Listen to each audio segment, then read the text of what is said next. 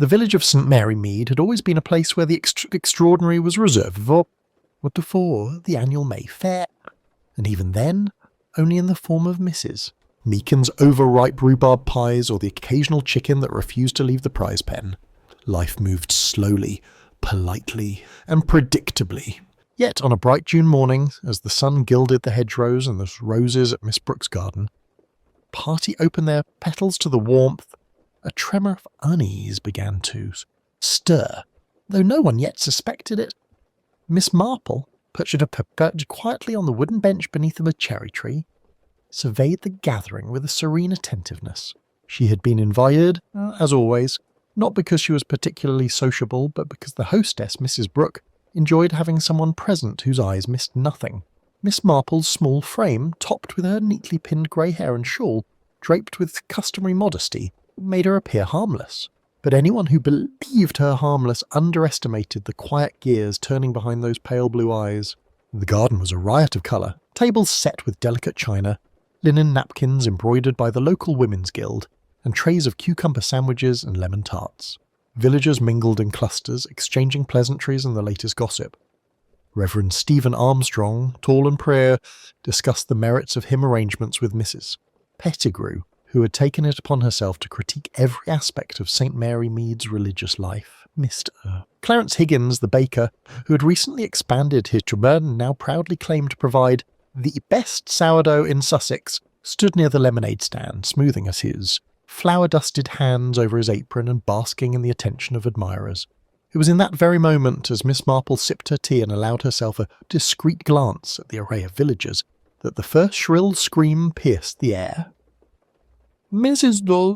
Brooke herself, a woman of considerable stature and little patience, had stumbled back from the side gate, eyes wide, a hand clutched to her chest.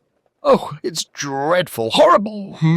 Horrible!" she cried, her voice quivering with a mixture of fear and outrage. "It's Mr. Higgins! Oh, the poor man!" The murmuring crowd shifted, curious and alarmed. Miss Marple rose gently, letting her shawl fall just so, and approached Mrs. Brooke with the faintest air of concern. "Now, do calm yourself, my dear," she said softly. "Tell me what has happened." "It's Clarence," Mrs. Brooke gasped, fanning herself with a folded napkin. He's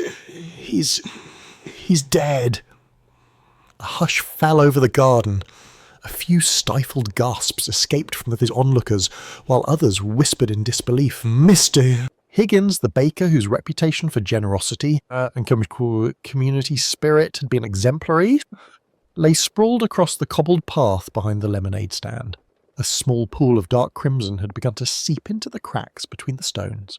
No one could yet say what had caused it, and the policemen who had been summoned by the postmistress were not yet on the scene. Mrs. Marple observed quietly, noting the reactions around her. Mrs. Pettigrew clasped her hands, murmuring prayers. Young Timothy Cresswell, who had never seen anything worse than a scraped knee, turned pale and sought the nearest adult. Mrs. Brooke hovered close to the body, her lips pressed and together in horror, yet her eyes flickered with something else. An unmistakable calculation that only Miss Marple, with her long years of observing human nature, would recognise. The scene was chaotic, but not yet out of hand. The villagers, for the most part, tried to maintain their composure, yet the air had thickened with tension.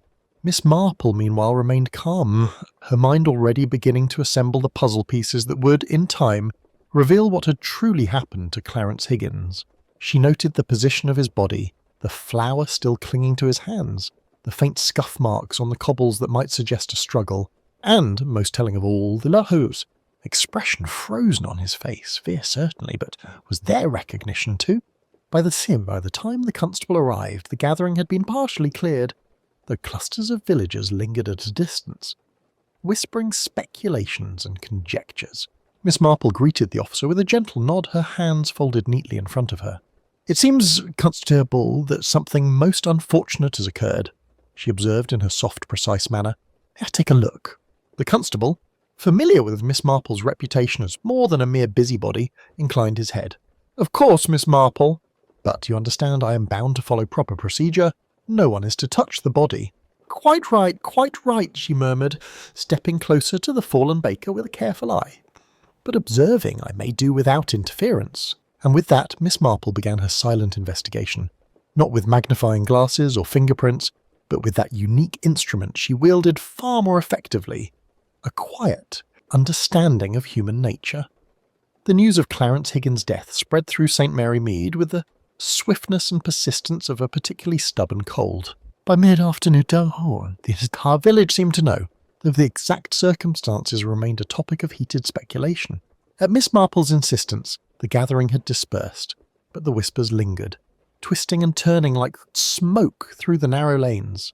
Miss Marple, walking slowly back toward her own small cottage, noted each fragment of gossip with quiet interest. Mrs. G.S. Pettigrew was already circulating the first version. Clarence had been struck down in the midst of his generous endeavours, the victim of some dreadful accident. A tragic mishap, she declared to anyone who would listen. Yet the constable had already made it clear that nothing was accidental in the case of a sudden death.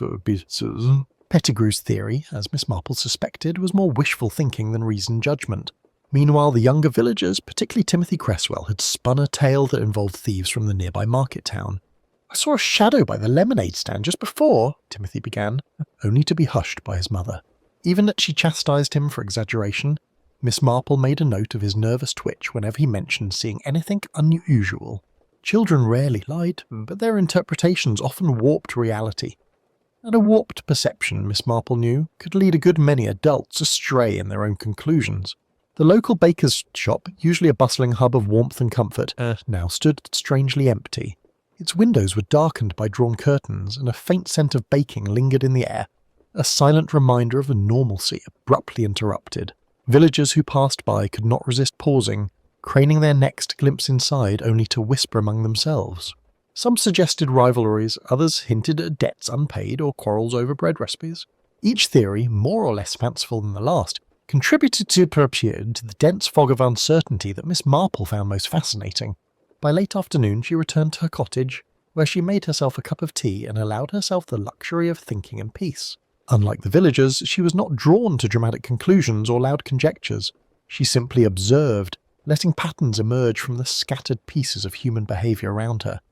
And patterns, as she well knew, rarely lied. In the hours that followed, Miss Marple paid her usual calls, ostensibly to express condolences, though in reality she was gathering subtle impressions. Mrs. Brooke, still shaken, that composed on the surface, revealed her concern for the household arrangements, who would manage the garden, what to do with the refreshments already, prepared and, curiously, a pointed comment about Clarence's recent meetings with Mr. Henry Clevedon, the local accountant. Clevedon, she noted, had arrived at the party later than most and lingered near the lemonade stand, watching the proceedings with a faint smile that seemed almost too practised. Miss Marple also noted the demeanour of those less directly involved. Mrs. Ingleby, a widow of some local standing, seemed overly interested in the number of pastries that remained untouched, as though the tragedy had interfered with her precise sense of order. Mr. Jonathan Bramley, whose farm bordered the village green, appeared uncomfortable in social settings under ordinary circumstances, yet today he seemed genuinely anxious, hovering near the edges, nodding to acquaintances, but never speaking certain. Each action, each hesitation was a thread, and Miss Marple quietly began to see how they might be woven into a pattern. In the evening, the constable returned with the preliminary information from the scene. There were no signs of a struggle beyond the slight scuffing on the cobbles, and nothing had been taken from Mr. Higgins's person or the lemonade stand. "Most puzzling," he said. "No motive that we can see." Miss Marple's eyes twinkled slightly. Motives, she reflected, were not always obvious. They could be hidden behind polite smiles, carefully constructed reputations, or the ordinary routines of everyday life. And in a village like St. Mary Mead, ordinary life often concealed the most extraordinary secrets. As night fell, the village settled uneasily. Curtains were drawn, lights left burning longer than usual, and doors bolted with slightly more care. The whispers of speculation continued, migrating from one household to another, each version growing more elaborate. Miss Marple, seated by the fire with her knitting, listened to the distant echoes of rumour and speculation, her mind quietly working. The pattern of human behaviour was beginning to emerge, delicate yet unmistakable, and somewhere in that intricate web lay the truth, hidden, perhaps, but not for long. By the Vanfol Wichikonang, St. Mary Mead had assumed a tense stillness, the kind that precedes revelation yet carries the weight of uncertainty. Miss Marple set out early, not from duty but from habit, her keen eyes already scanning the village for those little inconsistencies that often told a truer story than any. Its hurried confession. At the baker's shop she paused to observe the scene discreetly. The front door remained shut and the drawn curtains betrayed a sense of care or fear that few outside the household could understand. Yet there was movement behind the lace, a shadow gliding past the window, careful, deliberate. Miss Marple noted it with quiet interest, making a mental bookmark for later reflection.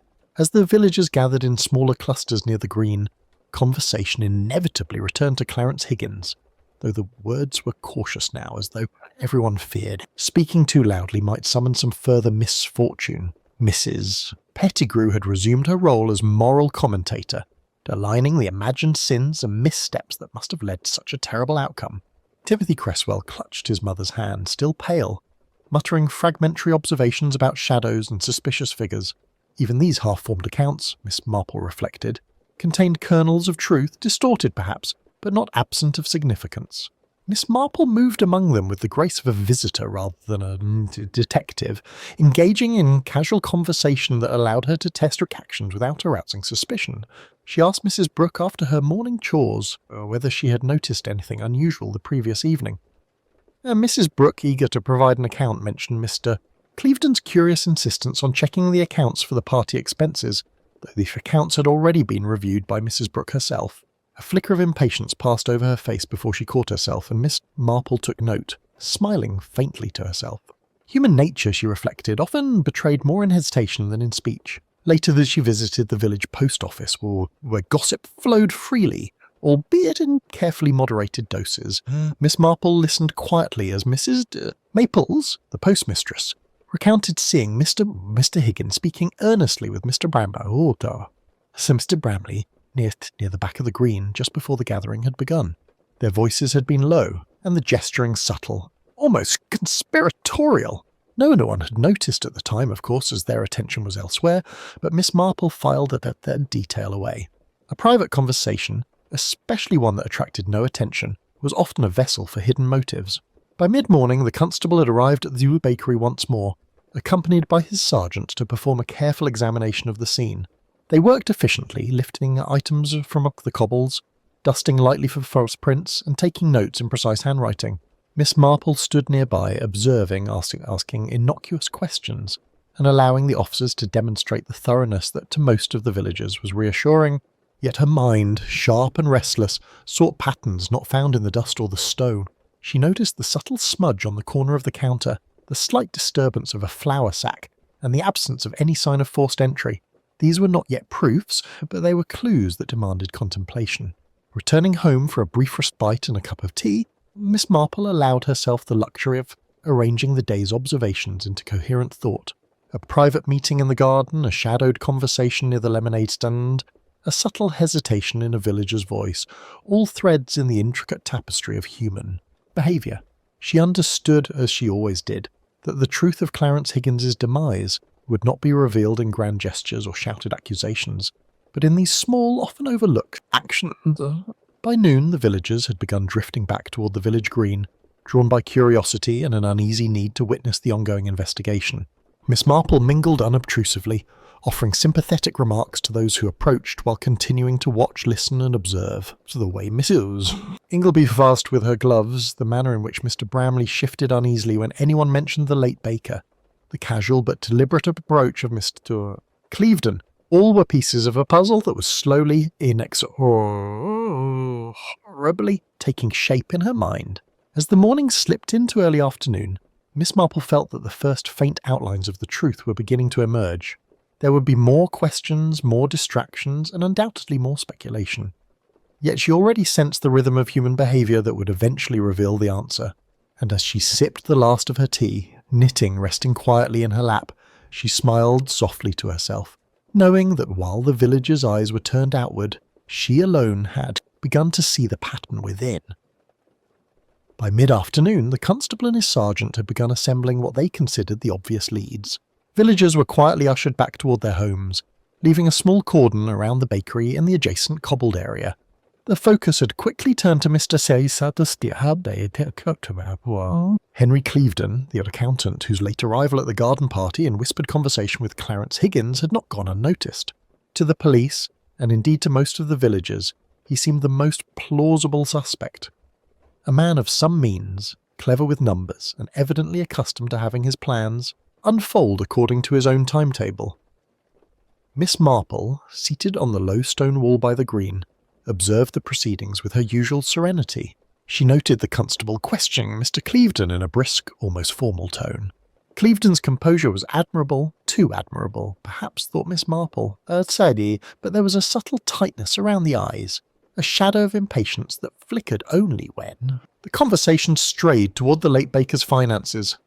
She allowed a small smile to grace her lips. People often revealed more in their minor gestures than in the carefully chosen words they presented to the world. Meanwhile, Mrs. Pettigrew had taken it upon herself to declare to anyone who would listen that the accountant had been too clever by half, offering dramatic interpretations of what might have occurred. Miss Marple, however, listened with polite attention rather than concern. Miss Pettigrew's theatrics, she knew, were meant more to satisfy her own imagination than to uncover truth. A clear mind was required for such a task, and Miss Marple's mind was already quietly assembling patterns from the subtle hints left in the villagers' behaviour. As Clevedon stood under the mild scrutiny of the constable, a group of onlookers whispered about old grievances, Clarence Higgins's recent expansion of the bakery, the way he had taken over more of the market than some of the older villagers considered fair, and the rumoured quarrel he had had with Mr. Bramley over delivery schedules. Miss Marple noted the villagers' eyes flicking between the accountant and the farmer, the way suspicion could migrate with the slightest suggestion. Social inclination, she reflected, often created a theatre of guilt, in which a crowd would assign blame according to narrative rather than evidence. The constable, evidently satisfied with the surface appearance of motive and opportunity, began preparing to question Clevedon formally at the station. Miss Marple, however, gently approached the group, offering her observations in that soft, deceptively casual tone she wielded so expertly. Perhaps, she said quietly, it is worth remembering that sometimes the truth lies not in what one sees, but in what one does not. A late arrival may simply be late, and a whispered conversation may conceal nothing more than ordinary concern. Her words, seemingly idle, nonetheless lingered in the constable's mind, though he could not yet articulate why. During the questioning, Miss Marple's attention shifted briefly to the bakery itself. The flour-smeared counter, the overturned stool, the tiny smudge on the cobbles near the back door, all were small details, easily overlooked, yet they spoke to her trained eye of a momentary struggle, perhaps more accidental than deliberate. She filed each observation with careful consideration, her mind tracing possibilities without haste. Across the green, villagers debated quietly among themselves. Mrs. Brooke whispered Mrs. Pettigrew about the accountant's unaccountable behaviour, while Timothy Cresswell's mother attempted to calm him, saying he mustn't imagine things. Yet Miss Marple saw in Timothy's anxious glance toward the cordoned area a sharp awareness of detail. Children noticed things adults overlooked, and there were insights, though unrefinable, often invaluable if properly interpreted. By late afternoon, the constable, confident in his theory, left Clevedon under a form of gentle supervision while he continued canvassing witnesses. The villagers, satisfied that at least some action had been taken, slowly returned to their routines, though unease lingered in the air. Miss Marple, this is Miss Marple, remained quietly vigilant. She had observed more than anyone realised, understood more than anyone suspected, and recognised that the outwardly obvious suspect was rarely the true culprit. Patterns of behaviour, small inconsistencies, and human tendencies were far more revealing than the crude logic of opportunity alone. As the sun began to dip behind the distant hedgerows, casting long shadows across the green, Miss Marple reflected that the threads of this mystery were only just beginning to intertwine. The surface had been disturbed, the first suspects considered, and yet the truth lay beneath, hidden from the eager eyes of those who saw only what they wished to see. And she, as always, would follow it quietly, patiently, until every secret had been unearthed. The following morning brought a crisp clarity to St. Mary Mead, yet beneath the brightness, tension simmered. Miss Marple set out early, making her customary rounds, not out of idle curiosity, but because small details often reveal themselves only when observed in the quiet of dawn. Her first stop was the bakery, which remained closed to the public. The windows were still curtained, yet the door had been left slightly ajar for the constable's examination. She stepped lightly over the threshold, careful not to disturb anything, and allowed her eyes to scan the room. It was in the flour-dusted corner, almost invisible to an untrained eye, that she noticed it, a faint smudge on the edge of the sugar bin. A handprint, incomplete and blurred, suggested someone had reached in, perhaps hastily or with distraction. Most would have ignored it entirely, attributing it to normal activity, but Miss Marple filed it away. Nearby, a rolling pin lay slightly off its usual hook, as though someone had set it down in a hurry. A subtle disorder easily overlooked, yet it hinted at the possibility of a brief struggle or interruption. The baker's routine, precise to the minute, had been altered. Outside, the village began to stir. Mrs. Brooke, still recovering from the shock, arrived with a determined air, eager to oversee arrangements for the shop while authorities continued their work. Her presence was gentle but insistent, and Miss Marple observed the tension in her movements, the quickened step, the slight crease of the forehead, the way her eyes lingered on certain surfaces as if seeking reassurance. People often betrayed themselves in such fleeting gestures, revealing more than words ever could. A group of villagers gathered near the green, discussing theories that had multiplied like rabbits overnight. Some clung to the notion of Mr. Clevedon's guilt, while others whispered of rivalries or past slights involving Mr. Bramley. Timothy Cresswell, who had been remarkably attentive the day before, stood slightly apart, his hands fidgeting nervously. Miss Marple noticed the boy's gaze repeatedly returning to the bakery, lingering not on the obvious, but on the doorway and the small, almost imperceptible scuffs near the threshold. Children often saw what adults dismissed, and their perceptions, unclouded by assumption, could be invaluable. Miss Marple spent the morning speaking with each villager in turn, appearing to offer condolences while quietly observing reactions. Mr. Timber, Bramley, for instance, was outwardly cooperative and polite, yet the way he shifted from foot to foot and avoided eye contact when certain questions arose did not escape. Her attention, Mrs. Deeds' Pettigrew, predictably, provided a flurry of dramatic accounts, each more elaborate than the last. Yet Miss Marple detected a subtle truth buried beneath the flourishes. Village, even in ordinary life, had its secrets, and these secrets often intersected in unexpected ways. It was near midday that the small clue revealed itself fully. Miss Marple, returning from the post office, glanced once more at the bakery door and noticed the faint trace of footprints leading toward the back alley, partially obscured by a loose paving stone. The prints were small, likely made by someone in haste, and carried a smudge of flour that had evidently been transferred from the counter. Few would have thought to follow them, and fewer still would have understood their significance. Yet in that subtle detail lay the kernel of a revelation. The movements of the evening were not entirely accounted for, and someone had left evidence of both presence and urgency. She made her way quietly toward the alley, observing the neighbouring houses as she went. Windows were tightly shut, shutters were drawn. Life in Saintot. Mary Mead continued in its ordinary careful way. Yet the quiet air was deceptive, for the actions of the previous day had disturbed more than one routine, and Miss Marple sensed that beneath the surface human behaviour had begun to reveal the outlines of a hidden story. The village, so orderly on the surface, was now a lattice of intentions and motives, subtle signs of tension intersecting in ways most would not comprehend. By the time the constable returned to examine the back alley, Miss Marple had already noted the direction of the footprints and the unusual disturbance near a small garden gate that opened onto the lane.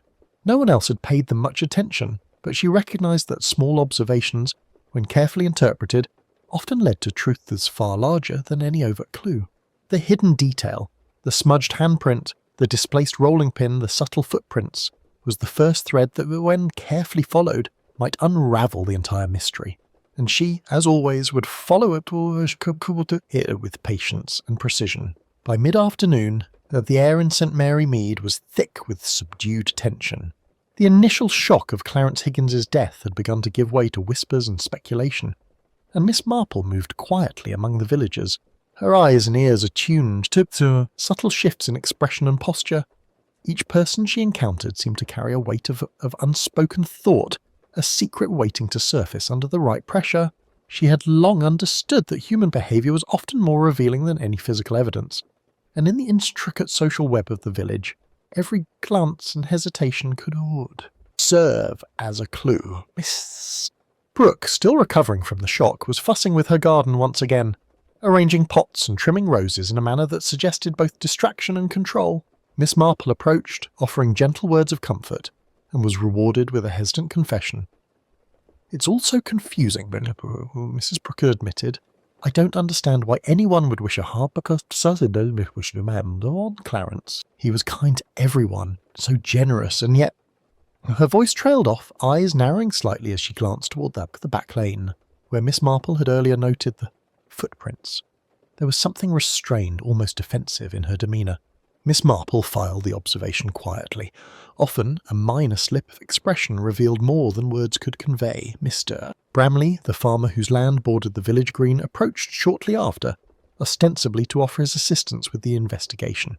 Yet Miss Marple noticed the subtle tension in his shoulders, the way he avoided direct eye contact when mentioning the bakery or Clarence's recent deliveries. When asked casually about the previous evening, he hesitated, a brief shadow crossing his face. "We had a minor disagreement over schedules," he admitted finally, "but nothing serious. I wouldn't harm him for the world." Miss Marple's eyes, gentle yet penetrating, lingered on him for a moment. Minor disagreements could escalate in ways outsiders rarely anticipated, and she knew better than to dismiss the statement at face value. Even those who appeared least concerned revealed hidden undercurrents. Mrs. Ingleby, ever meticulous and precise, lingered near the green, her hands clasped over her apron, as she murmured about the disorder left in the wake of the tragedy. Miss Marple noticed a subtle narrowing of her eyes whenever Mr. Bramley or Mr. Clevedon was mentioned. While she did not yet understand the full significance, she sensed that the widow's fastidious nature concealed both observation and judgment, a combination that could be revealing when interpreted correctly. Meanwhile, Timothy Cresswell, the young boy who had witnessed shadows and movement the previous day, seemed unusually alert. He fidgeted near the edge of the crowd, eyes darting toward the bakery and the alley beyond. Miss Marple crouched slightly, speaking to him in her soft, encouraging tone. "Timothy, did you notice anything yesterday evening that seemed strange?" she asked. The boy hesitated, then whispered, I saw someone near the back door, moving quickly. I couldn't see their face, but they were covered in flour, like they'd been in the kitchen." Yes, Miss Marple's heart quickened slightly. The child's observation, though incomplete, aligned with the subtle evidence she had already noted, the handprint, the displaced rolling, the pin, the smudged footprints. It was not long before whispers of past grievances began to surface. Villagers recalled minor disputes between Clarence Higgins and others, arguments over deliveries, complaints about bad bread prices, and long-forgotten slights that had never been resolved. Each fragment, seemingly trivial, hinted at potential motives and undercurrents of resentment that could have escalated unnoticed. Miss Marple listened carefully, connecting these memories with the present, constructing a framework in which human emotion, jealousy, and impatience intersected. By late afternoon, she felt that the contours of the situation were becoming clearer. The village, with its quaint streets and tidy gardens, was far from as innocent as it appeared. Beneath polite smiles and well-mannered conversation lay a network of ambitions, resentments, and unspoken rivalries. Each person she had observed carried a fragment of truth, and each fragment, if correctly interpreted, could illuminate the path to understanding Clarence Higgins's untimely death. As the sun began to dip behind the rooftops, Miss Marple remained on the village green, quietly reflecting on the day's observations. There was more to uncover, more secrets yet to reveal, but the pattern was emerging. The village's carefully constructed facades were beginning to show cracks, and in those fissures she sensed the outlines of a hidden story. One that, when fully uncovered, would explain not only the manner of Clarence Higgins's death, but the intricate motivations of those who surrounded him. Patience, she knew, would be the key, for the truth has always revealed itself in its own time. The next morning brought with it an unexpected disturbance that rippled through St. Mary Mead like a sudden gust of wind. Miss Marple had just settled into her chair with her knitting and a cup of tea, when a hurried knock at the door startled her. It was the constable, flushed and slightly breathless, bearing news that instantly piqued her curiosity. A valuable ledger belonging to Mr. Higgins had disappeared from the bakery, removed under circumstances that suggested both speed and careful planning. The police had yet to determine whether this was connected to the murder or merely a convenient coincidence, but Miss Marple, with her quietly probing mind, immediately sensed that the two events were intertwined. By mid-morning, a crowd had begun to gather near the bakery once more, though this time that the atmosphere was different, anxious, speculative, and tinged with a sharp edge of accusation. Mistress Clevedon, who had previously been the primary focus of suspicion, now found himself under renewed scrutiny. His late arrival at the garden party and his access to financial records casting shadows over his composure. Yet Miss Marple, observing quietly from the sidelines, remained unconvinced of his culpability. The ledger's disappearance might have been staged to redirect attention, a tactic designed to obscure the true motive. As she walked along the cobbled street, Miss Marple noticed the constable questioning villagers in small groups, seeking any hint of knowledge regarding the missing ledger. Mrs. Pettigrew predictably offered a torrent of theories ranging from professional envy to secret gambling debts. Bramley, who had previously been evasive, now appeared more unsettled, his habitual reserve cracking under the strain of renewed suspicion. Mrs. Marple noted the subtle shift. The villagers, pressed by events, began revealing more of themselves, their anxieties and inconsistencies emerging like cracks in plaster. It was near the bakery's back alley that Miss Marple made her next crucial observation. The footprints she had noted days before had been partially washed away by a sudden morning shower, yet some remained faintly visible, leading in the direction of a seldom used service gate. What caught her attention most was a smudge on the latch of the gate, a trace of flour, almost imperceptible, suggesting someone had recently opened it while carrying evidence from the bakery. Few would have considered this significant, but Miss Marple's mind, trained to follow the subtlest indications, registered it as a signal of careful, deliberate movement. By noon, whispers of past disputes resurfaced with renewed vigour. Villagers recalled arguments over deliveries, unfulfilled promises, and unspoken grievances that might now seem trivial, but could provide motive in an extraordinary circumstance. Miss Marple spoke quietly to Timothy Cresswell, who had been unusually observant throughout the previous days. The boy mentioned seeing a figure in a long coat near the alley late the night before, someone who had ducked quickly into the shadows when approached. The description was vague, yet in combination with the physical evidence, it suggested that the person responsible for the ledger, or possibly the murder itself, had attempted to conceal both identity and intention. Mrs. Brooke, arriving at the scene shortly after, expressed worry about both the missing ledger and the escalating suspicion surrounding her guests. Her attention, however, lingered on Mr. Bramley, whose nervous glances and taut expressions betrayed more than words ever could. Miss Marple, noting these subtle cues, recognised the intricate interplay of fear, guilt, and the desire to appear innocent. People, she reflected, were most revealing when they sought to convince others of their own innocence. As the afternoon wore on, the investigation shifted toward examining the potential connections between the missing ledger and the prior day's events. Question. The pattern that had seemed indistinct the day before now sharpened slightly, and she realised that the ledger's disappearance was not merely a red herring. It was a deliberate action designed to provoke confusion, misdirection, and perhaps even panic. By evening, the village returned to a state of uneasy anticipation. The dual mysteries, the murder of Clarence Higgins and the disappearance of his ledger, had created a tension that threaded through every household. Miss Marple, seated quietly in her cottage with the last rays of sunlight filtering through the window, reflected on the day's observations. One thing had become increasingly clear. The individual responsible for these events was calculating, aware of human tendencies, and skilled at manipulating appearances, and she, as always, would follow the trail, patient and unassuming, until every hidden motive and concealed action had been brought to light. By the following morning, the village of St. Mary Mead had settled into a tense rhythm. Conversations were hushed, eyes averted, and every casual remark seemed loaded with potential meaning. Miss Marple, moving through the narrow streets with her usual unobtrusive grace, observed all with quiet attentiveness. She knew that the answers she sought would not come from forceful questioning, but from careful, deliberate observation of human behaviour. Today, she decided, she would begin her subtle test, an exercise in psychology rather than confrontation, to gauge reactions and uncover truths that no one dared to voice aloud. Her first stop was Mr. Bramley's farmhouse, a tidy dwelling bordered by hedgerows and fields that glimmered under the early sunlight. She greeted him with gentle cordiality, inquiring after the farm animals and the health of his sheep, all the while allowing her tone and manner to seem entirely casual. Bramley Malik responded politely, though his eyes betrayed a flicker of unease as she mentioned, in passing, the recent disturbances near the bakery. She observed the faint tightening of his jaw and the way his fingers fidgeted with the loose button on his coat. Miss Marple made a discreet note. Small physical reactions were often more revealing than words, especially when the person believed themselves unobserved. Walking back toward the village green, Miss Marple allowed herself to be accidentally seen by Mr. Clevedon, who was standing near the post office. She commented softly on the unfortunate circumstances surrounding the missing ledger, and, without pressing, mentioned the subtle discrepancies in the bakery's layout that suggested hurried activity. Clevedon's expression was carefully composed, yet Miss Marple noticed the fleeting tightening around his eyes, and the very brief hesitation before he replied.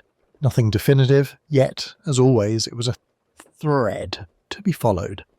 She then sought out Mrs. Mirt Brooke, who had returned to tending her garden, her movements precise yet somewhat tense. Miss Marple engaged her in quiet discussion about the village's upcoming summer fair, casually bringing up Clarence Higgins' meticulous management of the bakery and his habits. Mrs. Brooke's voice wavered slightly when Miss Marple hinted that small details, footprints, smudges, minor displacements, could reveal much. The hostess's mysterious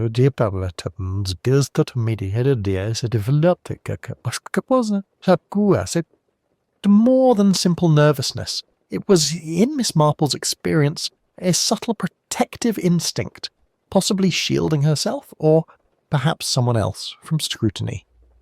Even Timothy Cresswell's observations became useful at this stage. The boy had been quietly watching the adults, and when Miss Marple asked him innocuous questions about what he had seen near the alley and the bakery, his eyes widened as he recounted his memory of the flower-covered figure. The child's candid account, given without fear or calculation, provided a link between the movements observed and the possible intentions behind them. Miss Marple listened, knitting her brow ever so slightly, recognising the importance of this unfiltered testimony.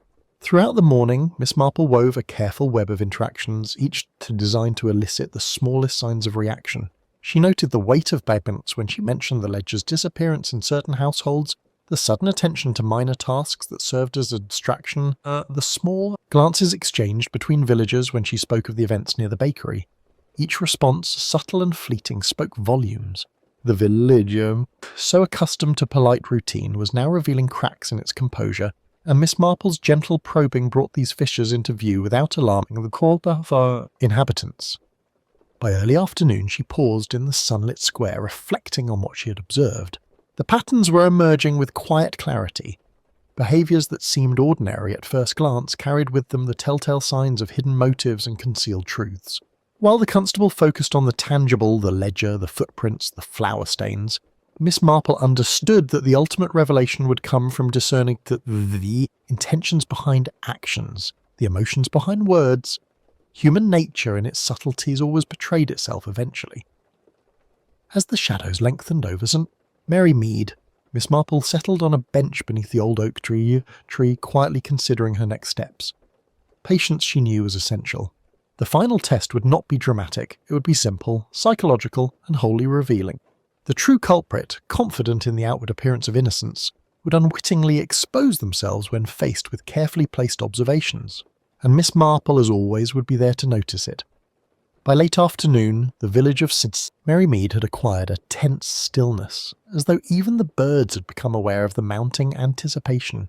Miss Marple, having spent the morning carefully observing and listening, decided it was time to set her about to see her subtle test in motion. She visited the bakery under the pretext of reviewing arrangements for its reopening, offering to help Mrs. Brooke with small organisational vital matters.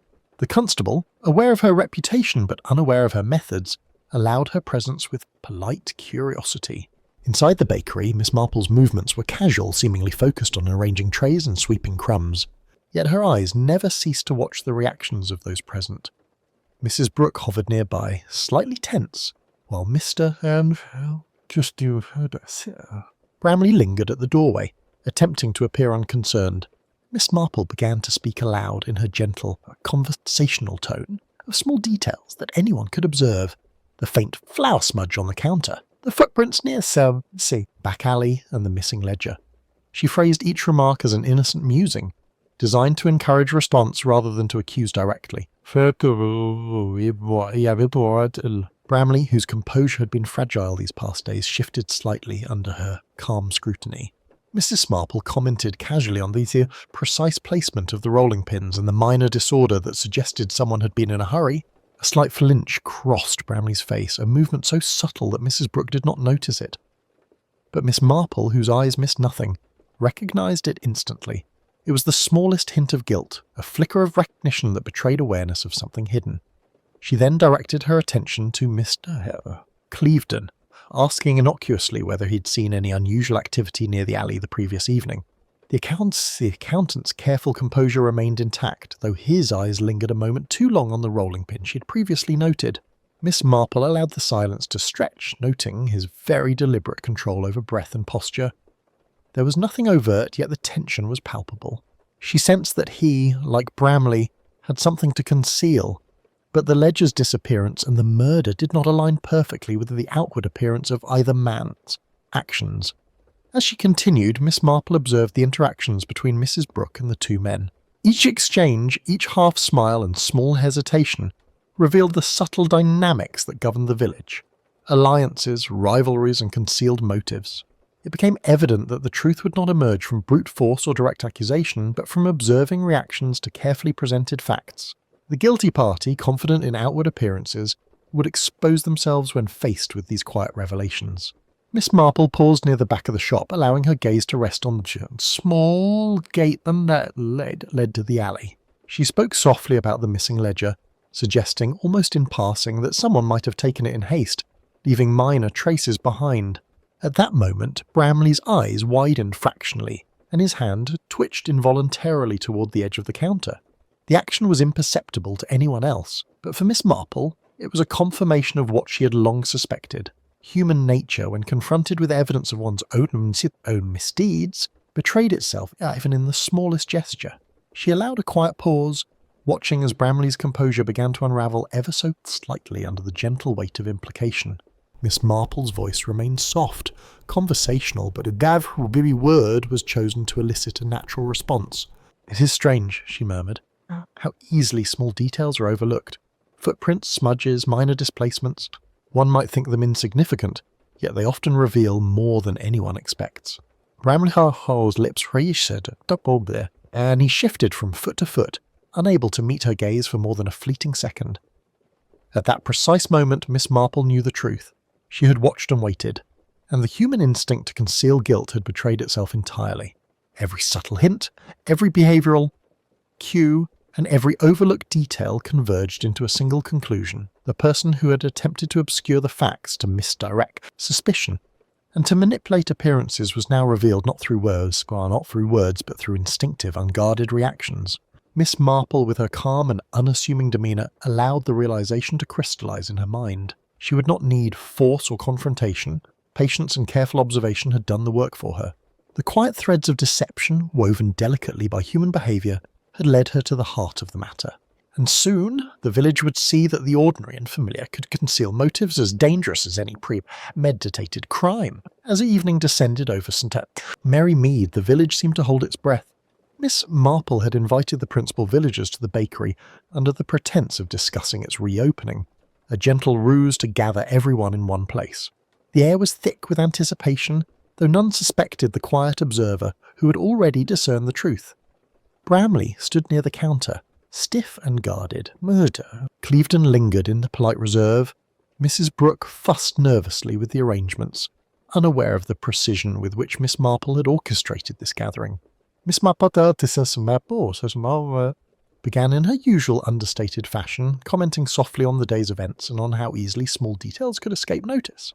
"It is curious," she said, her voice gentle yet deliberate, "how certain actions, though apparently trivial, can reveal more than we intend. A handprint here, a footprint there, a minor displacement of an object, each can point toward the person who moved them, intentionally or otherwise." Her words, delivered without accusation, caused several heads to tilt, some in recognition, others in vague discomfort.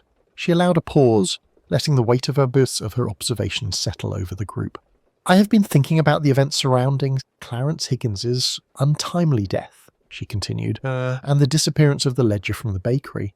It struck me that while many were focused on the apparent, the true actions often occur in the shadows, unnoticed by those who assume they are watching closely. Miss Marple's eyes, warm yet penetrating, settled on Bramley, who shifted uneasily. "Consider the footprints near the back alley," she said softly. They were small, hastily made, carrying traces of flour. They led not toward a mischief, but toward a purposeful act, performed with the knowledge that it might be seen yet still concealed. And the rolling pin slightly displayed the smudged handprint on the sugar bin. These were not accidental. They were the faint whispers of a deliberate movement, one that reveals intention to the careful observer. Bramley's hand twitched again, and his face paled imperceptibly. Miss Marple allowed the silence to stretch, giving the subtle cues their full weight. She turned slightly, indicating the alley and then the ledger that had recently been returned, each action calm and deliberate. "I noticed these small signs," she said, "and it became clear that the person responsible sought to mislead everyone, to redirect suspicion and mask their actions behind appearances of propriety, yet instinct and nervousness betray us all eventually." The room seemed to shrink around Bramley. His composure faltered as Miss Marple continued, noting the faint tremor in his voice when he answered a polite question about his movements that evening. "You see," she decapitated her stubborn, she said, her tone as gentle as a soft wind. "Those who act with intent to deceive often believe themselves clever, yet even the smallest detail cannot escape scrutiny. And the one who moved through the bakery that night, the one who took the ledger, the one whose anxiety could not be fully masked, was you, Mr. Pearson Bramley." A sudden hush fell. Bramley's mouth opened, closed, then he let out a shaky sigh. "Yes," he admitted finally, his voice barely audible. "It was supposed to be simple. I only intended to frighten him, to force him to reconsider the deliveries. I didn't mean, he faltered, unable to continue. The village listened in stunned silence, absorbing the revelation that their neighbour, quiet and respectable, had been responsible for both the theft and the circumstances leading to Higgins's death. Miss Marple remained calm, her eyes never leaving his. "It was the combination of human nature, opportunity, and the subtle movements that gave you away," she explained softly.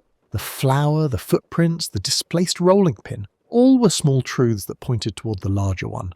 In trying to conceal your actions, you revealed yourself through the very patterns you hoped would go unnoticed." The constable moved forward, placing a hand gently on Bramley's arm to guide him outside. Villagers whispered among themselves, faces pale but understanding the resolution of the mystery. Miss Marple returned to her seat quietly, offering Mrs. Brooke a reassuring smile. The village, though unsettled by the revelation, felt the tension begin to ease. The ordinary streets and tidy cottages were once more a place of order, though tinged with the knowledge that beneath calm surfaces, human motives were often more complex than they appeared. Miss Marple, sipping her now cooling tea, reflected on the events. Human nature, with its small gestures and hidden intentions, had once again unveiled the truth. Patience, observation, and an understanding of the subtleties of behaviour had revealed the culprit without confrontation or dramatics. Marymead would return to its quiet rhythm, yet the lesson lingered.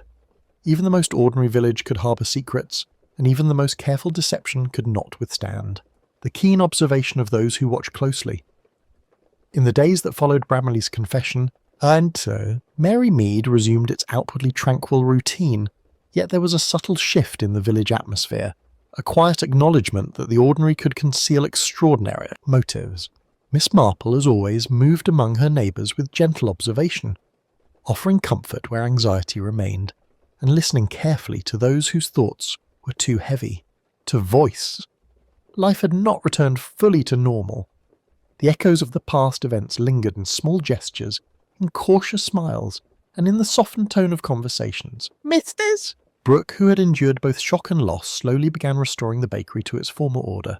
She worked with a measured diligence, arranging trays, polishing surfaces, and ensuring that every detail reflected the precise care she had always applied. Miss Marple visited her one morning, sitting quietly on a low stool while Mrs. Brooke fussed about with the counters. "You have endured a great deal," she said gently. "Yet, in observing carefully, one sees that people act according to their nature, and that even in deception, there are hints to be found for those patient enough to notice. Mrs. Brooke nodded, her eyes reflecting both relief and lingering unease. The constable, at the Murderton to Bossu, resumed his rounds, though with a quieter approach, understanding that in a village like Saint-Denis, Mary Mead, the subtleties of human behaviour were often more important than formal evidence. Villagers, having witnessed the careful unravelling of the mystery, began to consider more attentively their own actions and words.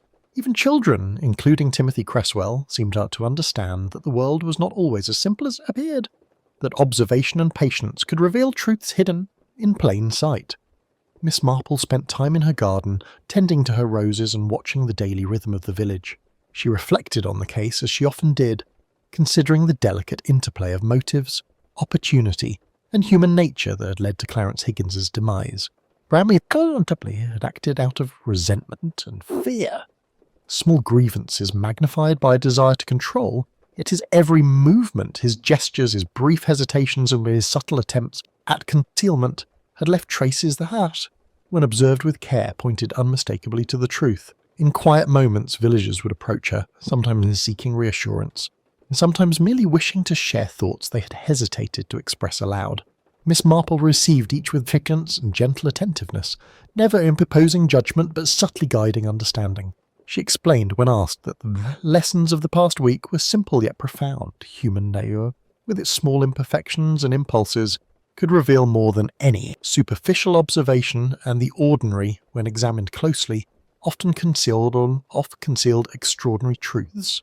Even as Bramley was led away, remorseful and humbled by the consequences of his actions, the village began to heal. Shops reopened, laughter returned to the streets, and routine settled once more into the comforting cadence of everyday life. Yet beneath the surface, the villagers carried a quiet memory, an awareness that beneath smiles and civility, motives and intentions were not always as transparent as they appeared. Miss Marple, sitting in her favourite chair that evening, with a steaming cup of tea, allowed herself a small, satisfied smile.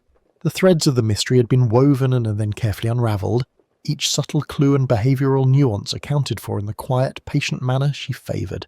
She reflected that, as always, the truth lay not in forceful confrontation or dramatic revelation, but in the careful observation of human nature and the gentle uncovering of the viewed patterns that guided it. St. Mary Mead would continue, orderly and charming, yet quietly wiser for the lessons the past days had taught. The morning sun bathed St. Mary Mead in a gentle warmth, gilding the rooftops and casting long shadows across the quiet lanes. Miss Marple, seated in her garden, with a cup of tea in hand, watched the villagers begin their day with a sense of calm restored. Yet she knew that beneath this apparent serenity, the memory of recent events lingered, shaping thoughts and interactions in subtle, lasting ways.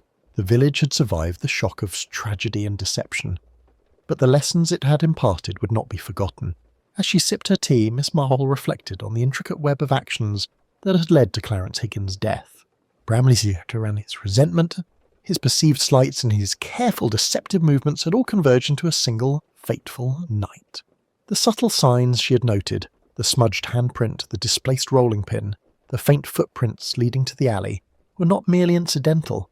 They were the quiet echoes of human nature, speaking truths that the unobservant would never hear. Even the child, Timothy Cresswell, had provided us a cruel insight, reminding her that the keenest eyes are sometimes found in the most unlikely observers. The villagers had resumed their routines, yet with a tempered awareness as Mrs. Brooke had returned to tending the bakery with care, her actions precise yet tinged with the quiet humility that comes from surviving chaos. Mr. Bumps. Clevedon continued his work, his reputation intact, though he carried a subtle wariness now, a reminder that appearances could be misleading, and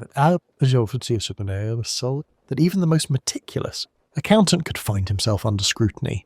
And Bramley, having confessed, faced the consequences of his actions, a tangible lesson in the dangers of allowing petty grievances to fester into tragedy. Miss Marple, as always, had remained a quiet observer, unnoticed by most yet fully aware of every nuance. She thought about the patterns she had seen, how deception rarely exists without a telltale sign, how fear and guilt leave traces in the smallest gestures, and how human nature, in its complexity, can never be entirely hidden. The satisfaction lay not in the drama of discovery, but in the careful, patient unravelling of truth. in the gentle accumulation of subtle clues until the larger picture became undeniable. As she looked across the green, children played cautiously, villagers exchanged soft greetings, and the ordinary sounds of life returned. Miss Marple allowed herself a small, serene smile. The mystery had been solved not by force or accusation, but by understanding, observation, and patience. St. Mary Mead, with all its charm and its hidden intricacies, was once more at peace, though its residents were forever changed by the long knowledge of what lay beneath the surface of their familiar lives. And as she set down her tea and tended to her roses, Miss Marple reflected on the quiet constancy of human behaviour. Beneath civility, beneath routine, beneath appearances, truth always left its trace. One only had to know where and how to look. In St. Mary Mead, as in every village she had ever known, the ordinary was never truly ordinary, and the seemingly trivial held the keys to the extraordinary. With that thought, she returned to her knitting, content that once more the threads of a mystery had been patiently woven, observed, and finally untangled, leaving clarity, justice, and understanding in their place.